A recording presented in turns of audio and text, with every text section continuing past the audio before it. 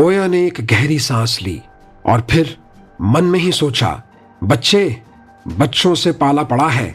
इतना सोचकर उसने लॉकर खोल दिया।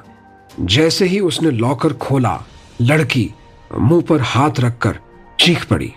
उसके चीखते ही सब उसकी और ओया की तरफ देखने लगे। एक और लड़की ने भी ओया के लॉकर में देखा और फिर वो भी चीख पड़ी। सारांश अमय समय हैरानी से ओया की तरफ देख रहे थे, जो बिल्कुल शांत होकर उन दोनों लड़कियों को देख रही थी। ओया ने गहरी सांस ली और फिर सिर हिलाते हुए लॉकर में हाथ डाला। जब उसके हाथ बाहर आए तो उसके हाथ में एक मरी हुई बिल्ली थी। उसे देखकर बाकी की लड़कियां भी डर के मारे चीख पड़ीं और लड़के भी एक एक कदम पीछे हट गए। चीखों से चिढ़कर ओया ने चिल्लाकर कहा, ओ स्टॉप स्क्रीमिंग, इट्स डेड बेवकूफ। सब चुप हो गए। सारांश हैरानी से कभी बिल्ली की तरफ और कभी ओया की तरफ देख रहा था।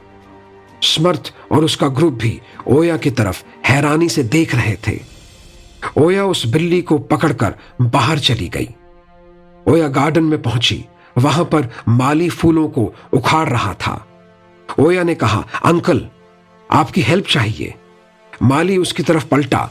उसने उसके हाथ में बिल्ली देखी। माली ने एकदम से कहा, अरे अरे ये क्या हुआ? ओया ने गहरी सांस ली और फिर कहा, यह कुछ बेवकूफ लोगों की कारस्तानी है। अब मुझे इसे जमीन में दफनाना है, आपकी मदद चाहिए। माली ने कहा, तुम्हारी क्लास नहीं है क्या? ओया ने सिर हिलाया और कहा, है ना, पर इस बेचारी को मेरी वजह से जान देनी पड़ी, इसलिए। माली ने उसकी तरफ देखा और फिर कहा, कोई बात नहीं, तुम इसे मेरे पास दो, मैं इसे दफना दूंगा, तुम अपनी क्लास जाओ। ओया ने मुस्कुराकर कहा, थैंक यू अंकल। इतना कहकर उसने बिल्ली को माली के हाथ में दे दिया। उसके बाद उसने सिर झुकाया और वापस लॉकर रूम की तरफ चली गई। वो वॉशरूम तक हाथ धोकर वापस आई तो सब उसे घूर रहे थे। ओया ने एक गहरी सांस ली और फिर अपने कपड़े लॉकर से निकालकर वो गर्ल्स कॉमन रूम में चली गई। ओया जब ग्राउंड में पहुंची तो सब पीटी यूनिफॉर्म डालकर अलग गेम्स खेल रहे थे। पीटी टीचर थोड़ी दूर खड़े होकर सबको देख रहे थे। तभी ओया को स्मर्थ की आवाज सुनाई दी, हे यू न्यू गर्ल। ओया ने जैसे ही उसकी तरफ देखा, स्मर्थ ने पूरी ताकत से वॉलीबॉल उसके मुंह पर दे मारा।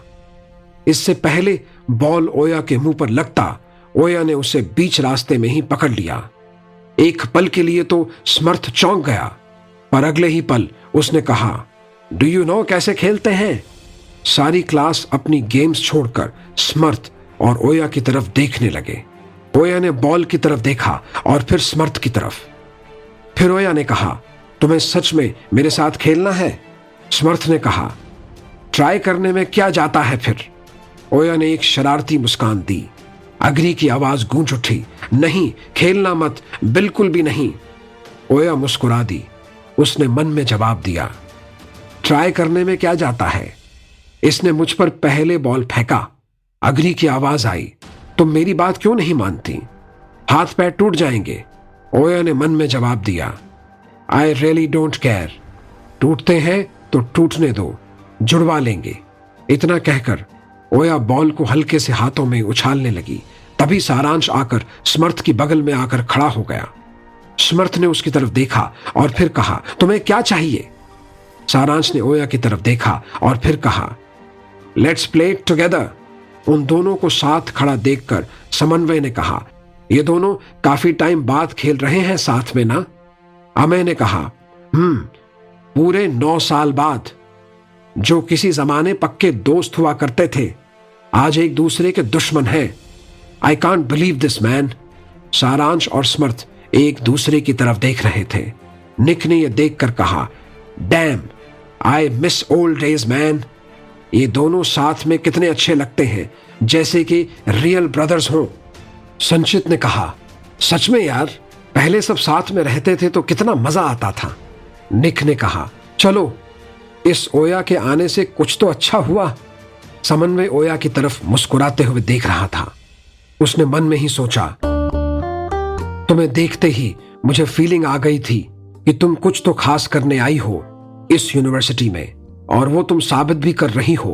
लेट्स गेट स्टार्टेड ओया, टुगेदर। इतना कहकर वो आगे बढ़ा।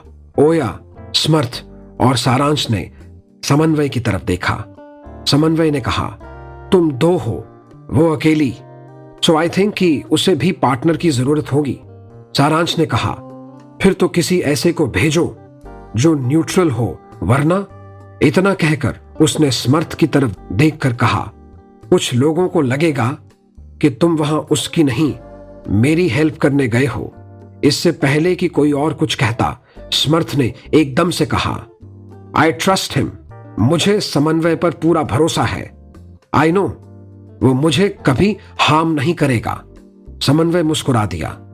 वो ओया की तरफ बढ़ गया और उसके पास जाकर खड़ा हो गया। ओया ने उसे घूरा और फिर कहा, क्या? समन्वय ने कहा, इसे बराबरी का कंपटीशन कहते हैं।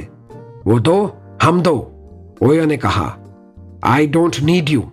समन्वय ने कहा, आई नो, बट फिर भी I have to stay beside you. ओया ने सिर हिला दिया और फिर समर्थ और सारांश की तरफ देखकर उसने मन में सोचा, मुझे बुली करना था ना, अब करके दिखाओ। इतना कहकर उसने बॉल को उछाला और समर्थ की तरफ जोर से सर्व किया। बॉल समर्थ के कंधे में जोर से जा लगा। सारांश भी चौंक उठा। समर्थ बुरी तरह से हिल गया।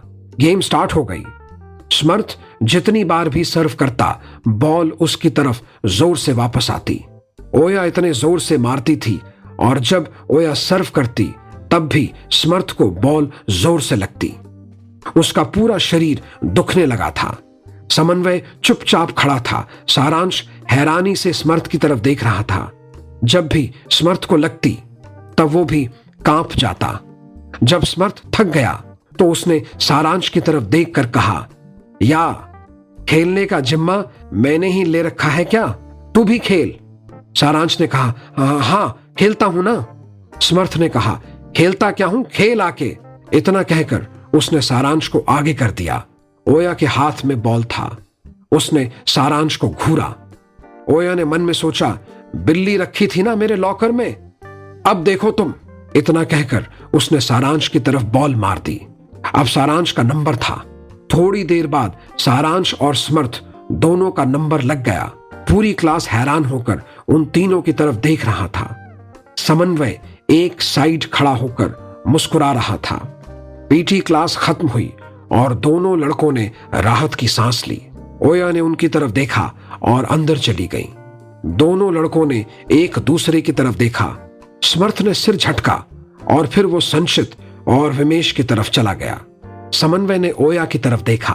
सारांश उसके पास गया और उसने कहा, साले, तू बॉल अपने हाथ में नहीं ले सकता था क्या? समन्वय ने मुस्कुराकर कहा, मैं देख रहा था कि तू और समर्थ साथ में मिलकर क्या कर सकते हो। अफसोस तुम दोनों एक लड़की के सामने भी नहीं टिक पाए। सारांश ने कहा, ये लड़की, ये तो बिल्कुल पागल है। बॉल नहीं, ऐसा लग रहा था कि जैसे स्टील की बॉल लग रही है। पूरा कंधा दुख रहा है यार।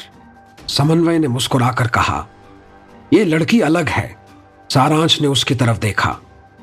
समन्वय ने भी उसकी तरफ देखा और फिर मुस्कुराकर उसने कहा, रहने दे, तू नहीं समझेगा।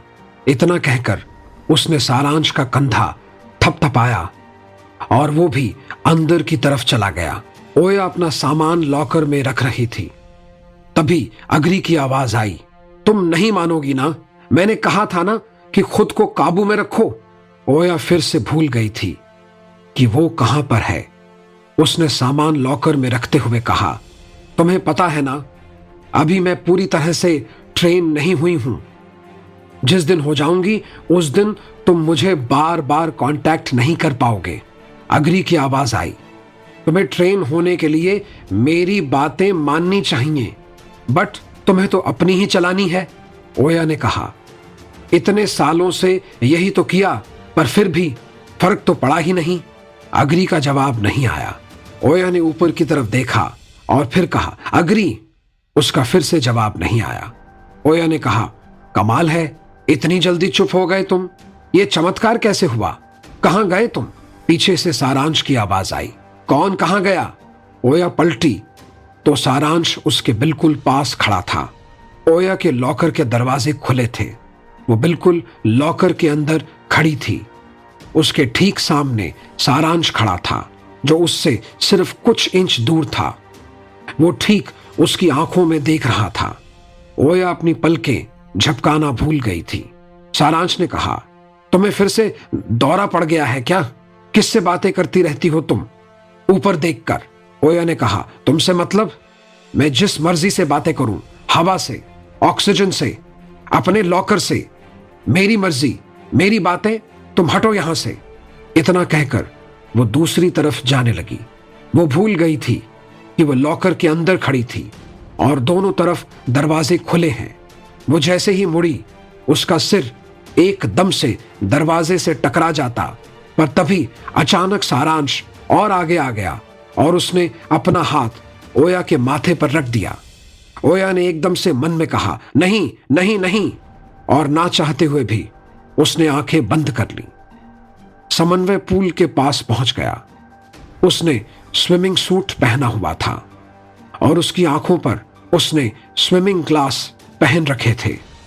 उसने अपने हाथों की कसरत की और फिर पूल में कूद गया।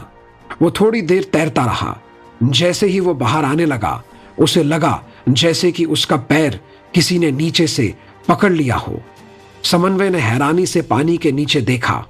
उसे कुछ नहीं दिखा, क्योंकि पानी में बुरी तरह से लहरें उठने लगी थीं। समन्वय जोर से अपने पैर को झटकने लगा और उसके पैर पर जकड़न बढ़ती गई। कोई उसे पानी के अंदर खींच रहा था। समन्वय पानी की सतह से नीचे पहुंच गया और उसके मुंह से बुलबुले निकलने लगे। आगे क्या मोड़ लेगी ये कहानी, जानने के लिए अगले भाग का इंतजार करें।